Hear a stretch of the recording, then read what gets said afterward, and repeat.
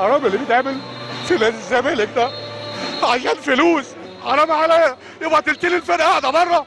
ايه عاوزين تعملوا في نادي الزمالك؟ ايه في ايه؟ نادي الزمالك يتعمل فيه كده عشان فلوس؟ يخلينا الفرقه كلها بره والعب بناشئين عشان اتبهدل؟ عشان مين؟ عشان مين يتعمل في نادي الزمالك كده؟ كلنا ساكتين عشان ايه؟ عشان يتعمل في نادي الزمالك كده؟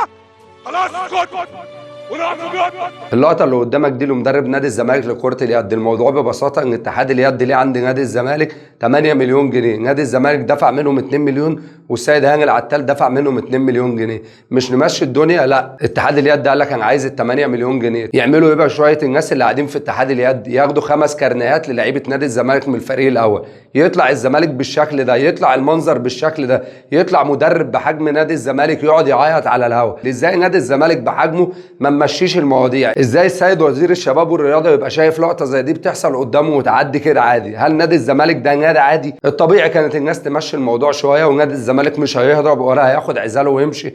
نادي الزمالك هيفضل مكانه في 100 عقبه، ولازم الناس في اتحاد اليد وفي اتحاد الكوره تتعاون شويه مع نادي الزمالك لحد ما يخرج من الازمه اللي هو فيها.